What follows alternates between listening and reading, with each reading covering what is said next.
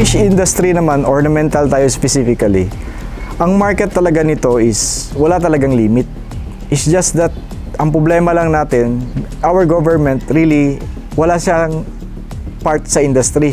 When you look at our industry, walang industry about pet shop or ornamental fish industry. Farming lang yan. Fishing is like fishing na mangingisda, hindi fishing na ornamental. And then when it comes to pag-imported, may dumarating, tinatry namin breed, nabibreed namin, dumadami, then kaya namin i-supply. Then we intended to open up the market sana ba to the export din na facility. Supposed to be, yung mga ganun na dapat bigyan ng support ba?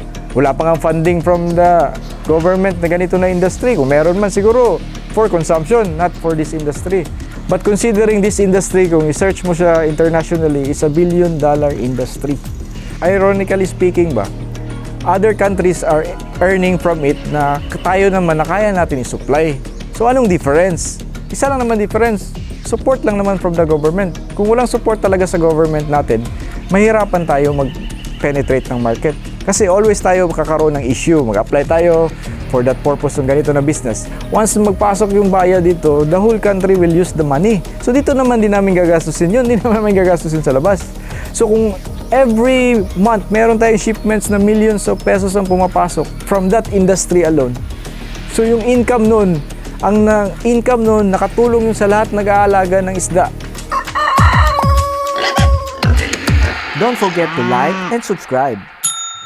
Ngayong episode, nandito tayo sa Davao. Siyempre, makikilala natin ang isang negosyo o isang negosyante na nagsimula pa lang sa isang fascination sa isda at mga iba't ibang klaseng pet sa pet shop. Siguro nung napadaan siya, nung siya ay elementary pa lang. Ngayon naman ay naging negosyo na niya. So mapapakinggan natin ang kanyang pagbabahagi kung paano ang isang hobby ay naging isang negosyo na rin na nakapagpundar at nakapagtaguyod ng kanyang pamilya na ngayon ay very promising ang future dahil pinupursue na po nila ang pag-export and hopefully makumpleto na ang kanilang mga papers. Makikilala natin si Kuya Jason at si Menchi. At Kuya, may gusto kang batiin?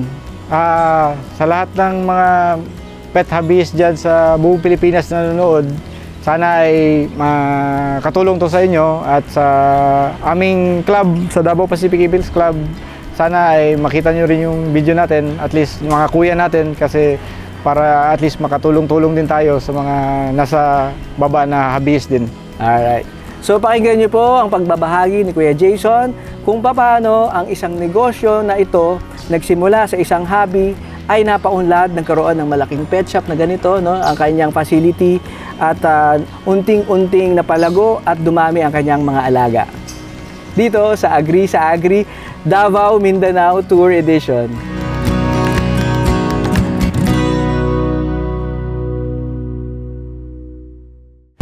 Magandang umaga sa lahat. Ako pala si Jason Francisco, isang hobbyist ng ornamental fish tsaka ibang mga hayop din sa mga alaga natin. They call me sometimes na taong maraming kahayupan sa buhay. And yung facility ko pala is located sa Davao City, specifically dito sa Lawis, San Juan to siya. Malapit siya sa Arcastillo po.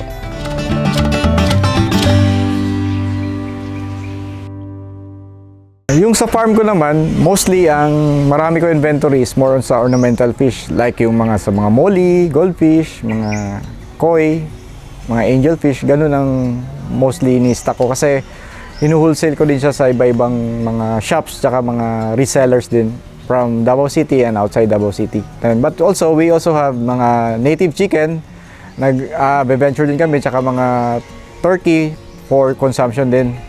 Also, meron din kaming mga ibang hayop kagaya ng mga white mice, mga hamsters, mga rats, rabbits, also mga worms, mapapakain sa mga exotic. Meron din kaming supply ng ganun. So mostly lahat ng mga kailangan ng mga nag-aalaga ng hayop, makaka-provide kami.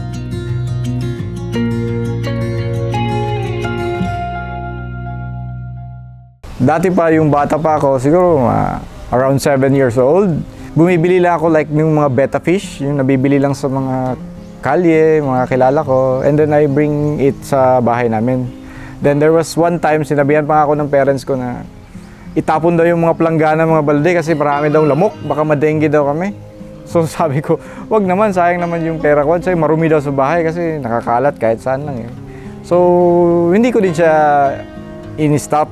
Nagkaroon lang ng time na na-stop siya siguro nung that time na pagka-college ko na, ayun kasi kailangan na mag-focus sa eskwela. But it turns out kasi na always ka hinihila nung hobby mo ba. Yung hobby ko kasi, parang binalikan ko ulit during the time nag-aaral ako. And then I try to market it ba sa ibang mga customer. So when I try to market it sa pet shop, nagkaroon ng income eh.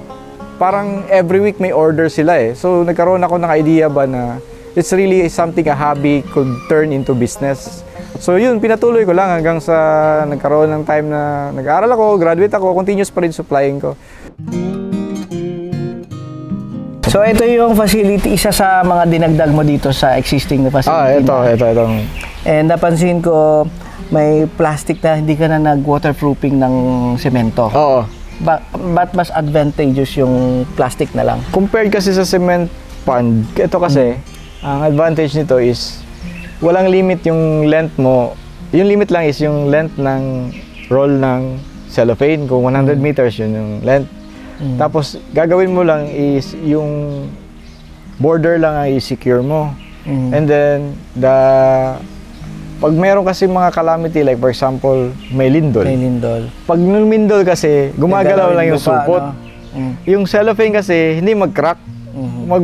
Mag-play lang siya. Pero pag semento kasi, pag naglindol, pag nag-crack siya, crack talaga yon. Wala ka ng waterproofing. Wala ka ng waterproofing. Kung malaki yung butas, malaking butas, i-repair. Oh. At samantalang ito, pag mag-drain siya, kung may butas, itatapalan mo lang ulit ng supot, ganun lang.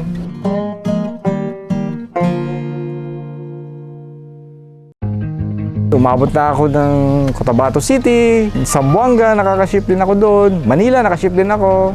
And then, Jensan, Tagum, Digos, lahat ng mga cities na merong mga pet shop na magkasundo kami sa pricing na pwede namin supplyan. Sinusuplayan ko. Wala namang limitation eh. Ang ano lang naman doon is yung prices talaga ang concern, tsaka yung quality ng stock. So yun namin. Nag-start lang ako sa Davao City. Ngayon, iikot ko na yung buong Mindanao, tsaka outside Davao City, nakaka-supply na rin kami. We can ship also kasi meron naman kaming shipping permit galing sa BFAR na kaya namin ship kahit through airplane or through bus na lang kung ano yung mga kailangan i-order. Ako kasi kuya, mas satisfied kasi ako kung ako mismo yung parang naghirap na mag-deliver at kumita ng pera. Although may employee naman ako, but iba talaga yung feeling ko ba na ako yung nagbalot, ako din yung nagkarga. Minsan hindi ako nagdadala ng sasakyan, I just ride bus and van kasi I do compute ba kung yung gasolina and everything, kung may tutubuin o wala. So pagod na pagod ako noon, halos full day yun, isang travel yun. And then when I reach the destination kung saan i-deliver and then dumating yung mga item, lahat buhay and everything, satisfaction ko ba is not really about the money, it's really about the supplying the pets na naging masaya yung customer mo ba. And then yung repeat order yung after ko doon. So ito isa sa pinaka nakakapangilabot na tank mo dito. Kaya napakadaming moli dito. Oo nga eh. Ito, anak lang to, isang setup to na harvest ko doon. Nilipat ko lang. Pero kinunan ko na to kuya ng ilang thousand pieces bago sila nandito. Yung mas maliit pa ito, kinunan ko na, nilipat ko pa dyan sa kabila. Pero madami pa rin hanggang ngayon. Oo. Anong klaseng moli naman nandito? Ito, mix to siya. May molly, may mga platy, tsaka blue moon. Tapos, yun yung hinahalo ko kasi pag grow out niyan, sinasizing ko naman yan eh. Kaya pagkita mo, halos medyo wala nang maliliit kasi mayroong sizes niyan na nililipat ko sa kabila. Almost same na sila ng sizes. Tapos, after yan, ilang weeks, di-drain ko na naman yan, sa sizing na naman hanggang sa malipat-lipat siya sa kabilang side na kapareho ng sukat. Ganun kasi dapat supposed to be ang setup kasi hindi pwede net ka dito ng net, kuha, net ka rin sa kabila, patay dito, patay sa mabubugbog yung isda mo.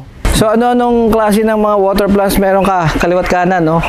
Dito naman may tayong mga Amazon, may mga parrot feathers, may mga bacopa. Saka meron din ibang plants na hindi ko alam ang pangalan because nakuha ko lang, but alam niyo naman, pag makita niyo naman, pwede naman i-search sa internet yan. Yeah, so ito nutusok mo na lang yan. Usually pinipeg ko lang sa dumami na siya. Kasi dagdag income. Binibili ko lang dati, nung tinry ko lang siya pinlant, experiment lang, nabubuhay na. pala siya sa planggana basta meron lang tanim tsaka may tubig. May tubig. Oh, so hindi lahat ng live plants kailangan nakasubmerge. Aha. So pwede din pala siya yung part lang niya nakasubmerge, maakyat siya. Yeah. Pero kung ilagay mo siya sa aquarium na submerge, pwede din siya, hindi siya mamamatay, mabubuhay siya. Kasi pang-aquatic naman siya. Yeah, ang market niyan yung mga nag-aquascaping. Oh, aquascaping or yung nag-aalaga ng isda na gusto lang ng may plants. Pero minsan kasi pag nalagay sa aquarium, pag hindi proper setup, mamamatay, bibili ulit sila. Bili na ng bago. Kaya may market talaga May sa market siya. Kasi, maganda kasi yung aquarium na may live. halaman. Kasi iba, ayaw nila ng plastic, gusto nila live. Yes.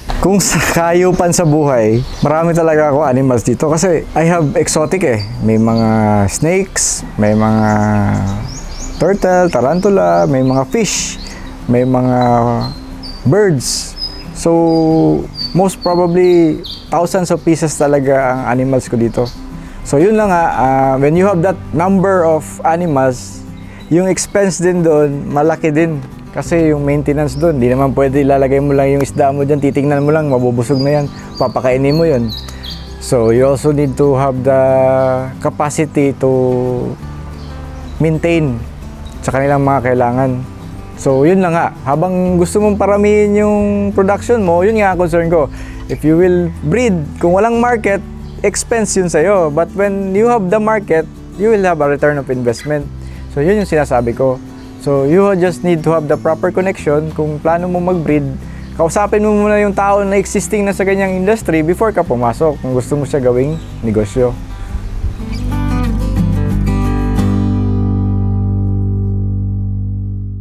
Yung sa supply naman din namin sa facility, supplier namin is coming from Jensen. May mga kilala kaming breeder dyan. Meron din kami from Digos, meron kami from Panabo, Tagum, meron din kami from Manila. Yung from Manila naman, yun yung mga imported.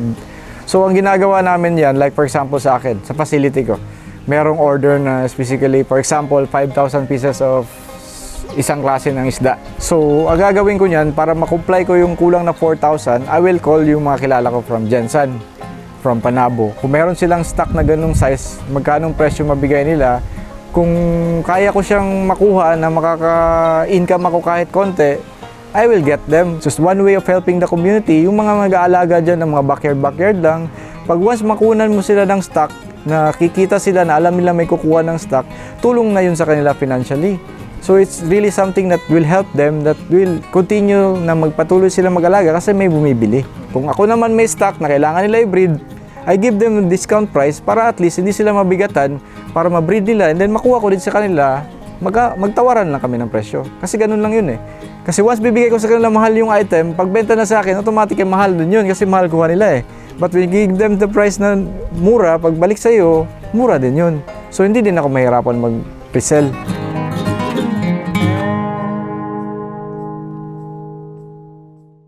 Fish industry naman, ornamental tayo specifically. Ang market talaga nito is wala talagang limit. It's just that ang problema lang natin, our government really wala siyang part sa industry. When you look at our industry, walang industry about pet shop or ornamental fish industry. Farming lang yan. Fishing is like fishing na mangingisda, hindi fishing na ornamental. And then when it comes to pag-imported, may dumarating, tinatry namin breed, nabi-breed namin, dumadami, then kaya namin i-supply. Then we intended to open up the market sana ba to the export din na facility. Supposed to be, yung mga ganun na dapat bigyan ng support ba? Wala pa nga funding from the government na ganito na industry. Kung meron man siguro for consumption, not for this industry. But considering this industry, kung i-search mo siya internationally, is $1 billion industry. Ironically speaking ba, other countries are earning from it na tayo naman na kaya natin i-supply. So anong difference? Isa lang naman difference. Support lang naman from the government. Kung walang support talaga sa government natin, mahirapan tayo mag-penetrate ng market. Kasi always tayo kakaroon ng issue. Mag-apply tayo for that purpose ng ganito na business. Once magpasok yung bayad dito, the whole country will use the money. So dito naman din namin gagastusin yun. Hindi naman namin gagastusin sa labas. So kung every month meron tayong shipments na millions of pesos ang pumapasok from that industry alone. So yung income nun, income nun nakatulong yung sa lahat nag-aalaga ng isda.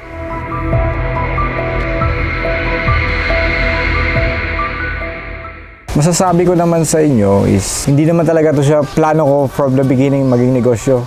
I just made this as a hobby lang. I don't know, along the way siguro may mga factors na nag-contribute to improve it and make it as a business. So sa lahat naman ng tao dyan, na minsan kasi sa atin tao ba, naghahanap ng something na income or someone to add sa kanilang income ba, na hindi nila alam, nandyan na pala, existing. Kasi ngayon kasi hindi ka na pwede gumawa ng negosyo kasi lahat ng negosyo existing na. But it doesn't mean na yung existing na negosyo, hindi mo siya pwedeng pasukan. When you see the opportunity na meron kang ganito, mahilig ka sa ganyan, you can also enter that and try to see kung may opportunity. Kasi sayang yung panahon na kaya mo pa ba, may capacity ka pa to do it. So sa akin naman, sa lahat ng mga hobbyist or lahat ng mga kahit anong nagustuhan nyo, either mga hayop ba, mga plants, or anything na gusto nyo, just continue lang. Gawin nyo lang siyang passion nyo. Huwag nyo isipin na kailangan nyo kumita along the way. You will never know. Blessings dumarating, opportunity na dumarating, just be open lang. And just improve lang kung merong mga nangyari hindi maganda. Huwag lang kayo mawalan kagad ng pag-asa. Continue lang kayo ng continue. And then, hopefully, in time, you will see na malay nyo, yung hobby nyo, yung magiging purpose nyo to do something for the society na makatulong din kayo sa mga kasamahan natin dito sa industry.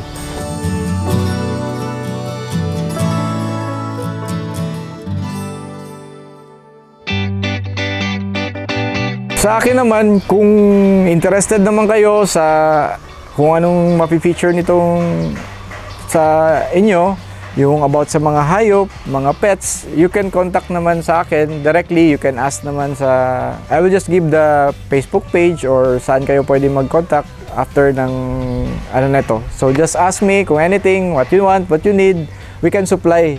So maraming salamat sa oras na binigay mo, Kuya. Welcome kuya, anytime. Pag ulit nasa Davao ka, nandito lang kami palagi. Sa basta lahat ng kahayupan sa buhay, kaya namin i-provide yun. Oo. Kaming tatlo, mga Ito. mukhang hayop. Ito ang buwas namin. Hayop sa pogi at Hayop sa ganda. pogi. Sa kakisig. Okay. Kung mga taas tumatago. Oo, natatakot. Thank you. Yeah, so isa na naman pong episode na nakaka-inspire. Ang isang dating hobby ay pwedeng maging isang negosyo. No? Ito ang kahayupan na napagpapaunlad, hindi lang ang sarili, kundi ang ating community na nagbi-breed. No? So ang mga supplier po dito sa buong Mindanao ay talagang intact ang grupo nila, Kuya Jason, Oo. to continue to flourish ang ating ornamental fish community, no, na pwede nating i-export pala. Okay, yun nga kuya. Hopefully, praying for that to happen. Yan. So, agree ba kayo sa agree? Agree, sa agree. Approve. Approve. Don't forget to like and subscribe.